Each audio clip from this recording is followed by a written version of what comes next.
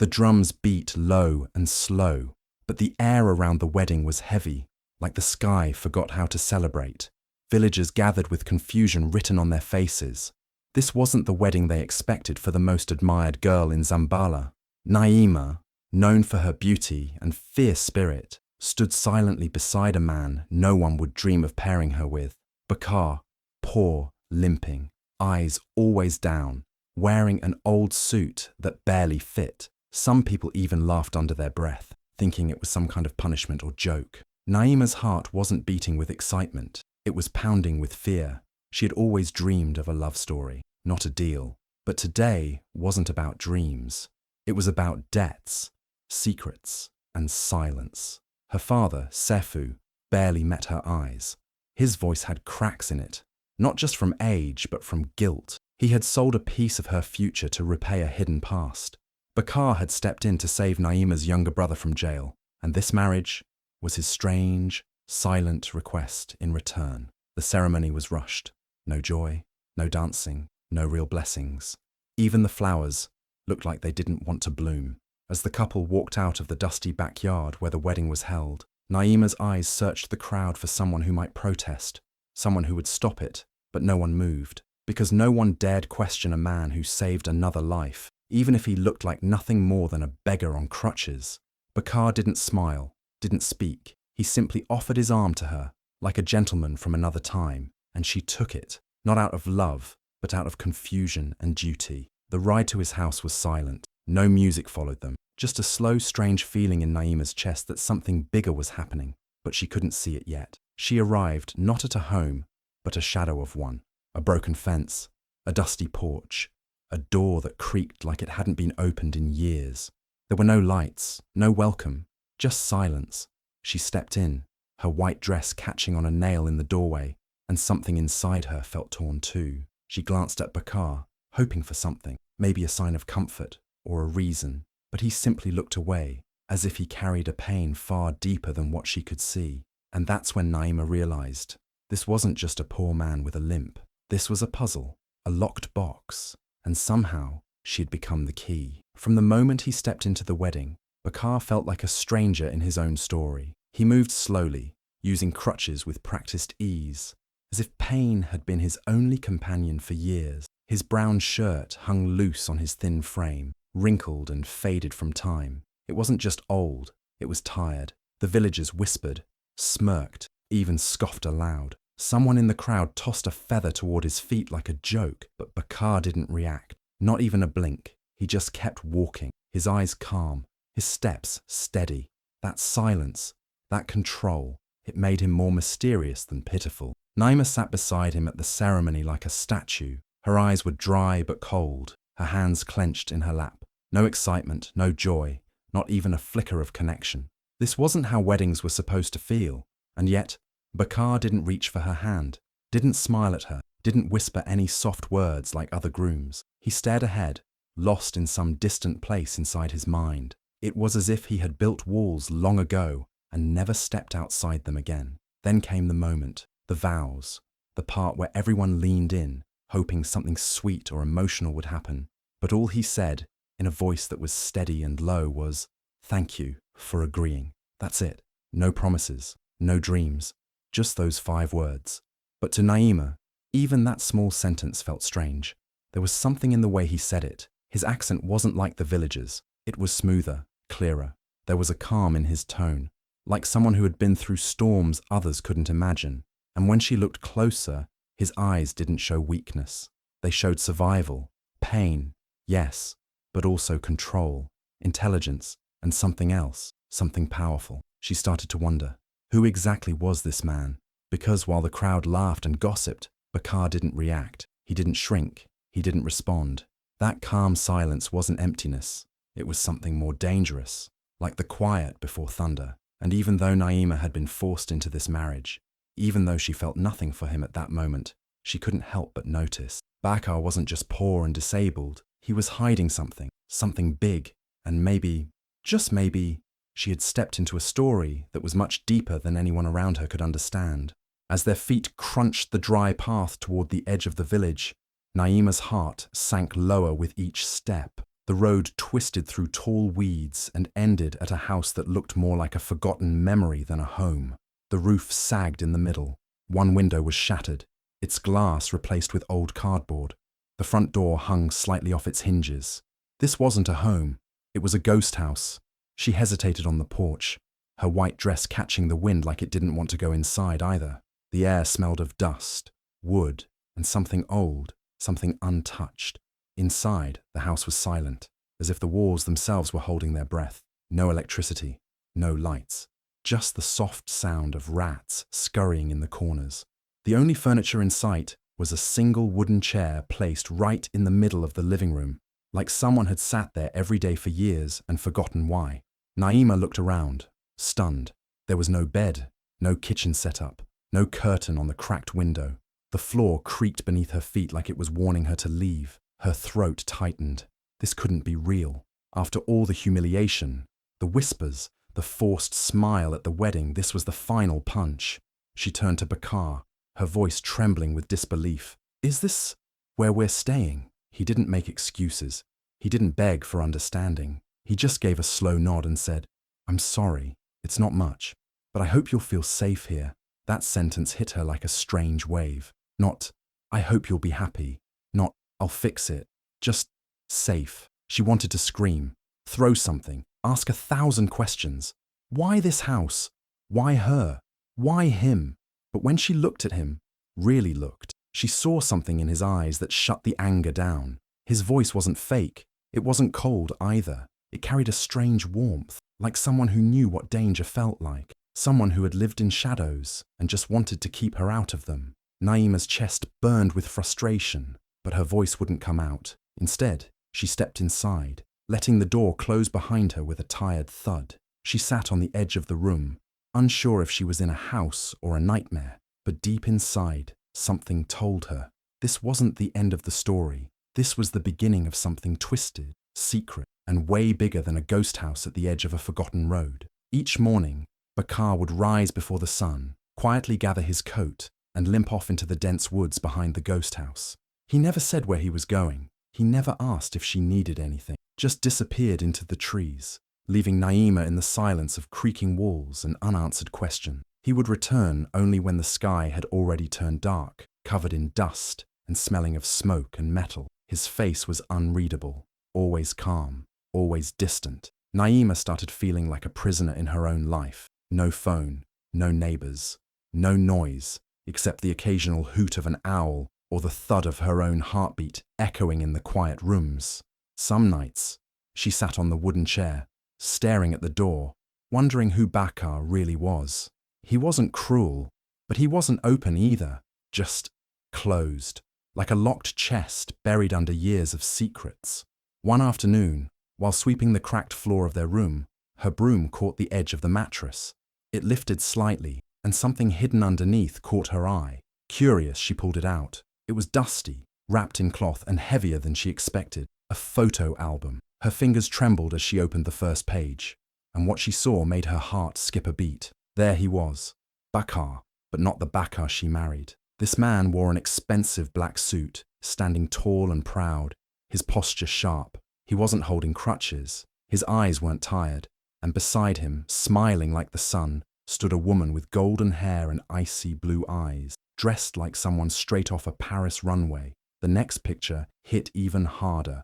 Bakar standing beside a private jet, hand resting on the stairs like he owned it. Naima stared in disbelief. Page after page revealed the same mystery. Bakar at parties, Bakar with foreign businessmen, Bakar driving luxury cars. But how? This couldn't be her husband. This couldn't be the same man who wore torn shirts and limped through the woods each day. Her mind spun. Could he have a twin?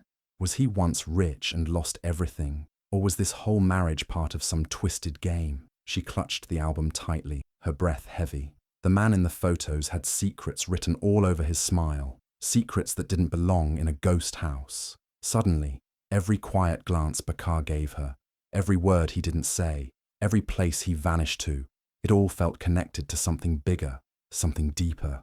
Naima wasn't just married to a poor man with a limp. She was married to a stranger, and that stranger was hiding a past that could change everything.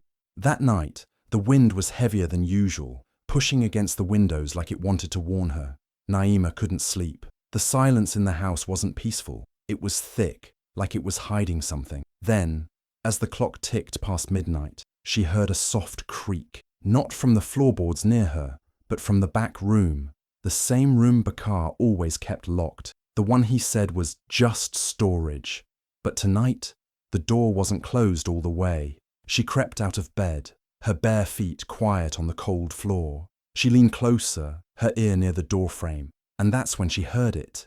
His voice. Not the soft, unsure tone she was used to. No stammer, no sadness. It was sharp, confident, commanding. "Transfer everything to Zambala Holdings," he said calmly, like he'd said it 100 times before. "Yes, and monitor the surveillance." "No, not yet. I'll give the signal." Her heart dropped. She didn't move, couldn't move. This wasn't a man who needed help crossing the road. This wasn't a man who begged her father for a marriage. This was someone else entirely, someone powerful, hidden. Her mind raced. Zambala Holdings, surveillance, signal. What was going on? Who was he talking to? And more importantly, who was he? She peeked through the narrow gap in the door. There he was, Bakar, but not the husband she shared awkward silences with. He was standing tall, no crutch in sight. His back was straight, his voice steady. One hand rested on a sleek black table filled with electronic equipment, screens, laptops, even maps. She pulled back, her breath shaky. He was living a double life. She felt like the walls were closing in. Everything made sense now.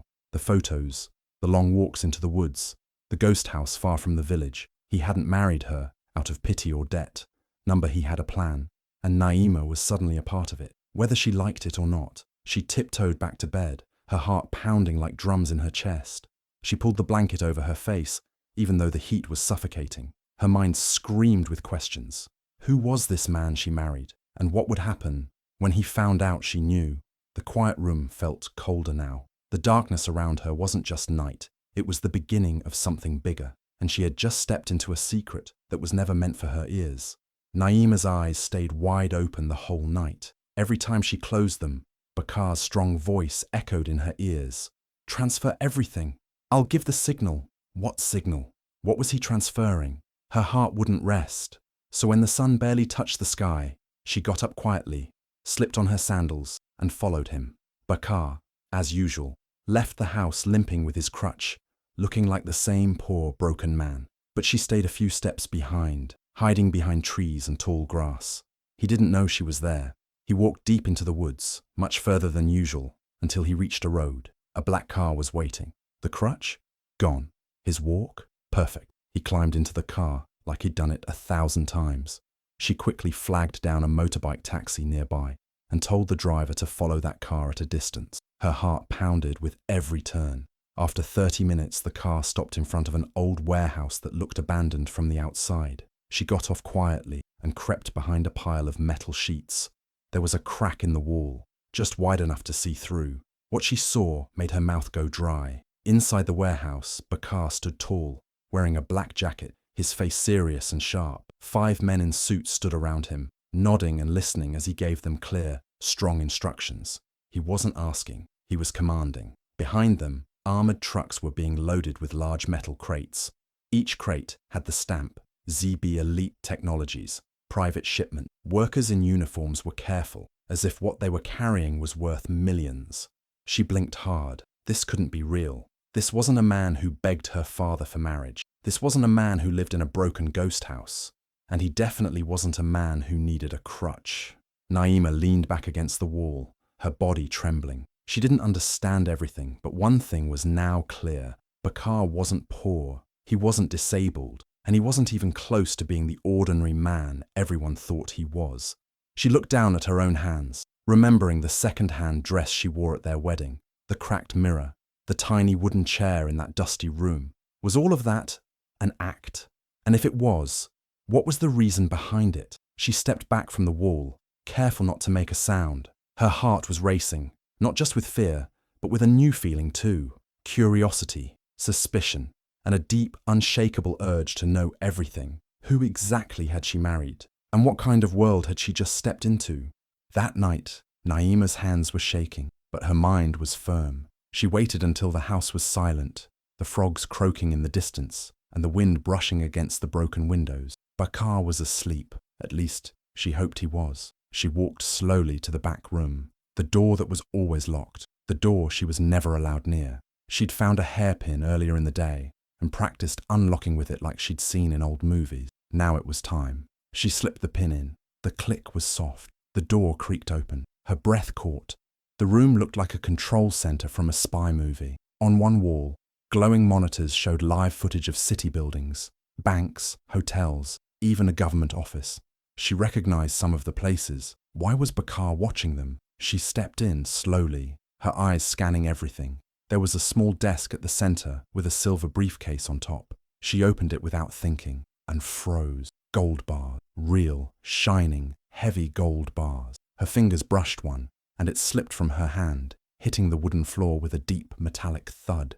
She turned quickly, and that's when she saw the shelf. 4 passports sat neatly lined up, each from a different country. All had Bakar's face, but every passport had a different name, a different background, a different identity. How many lives had this man lived? Her heart pounded louder than the silence.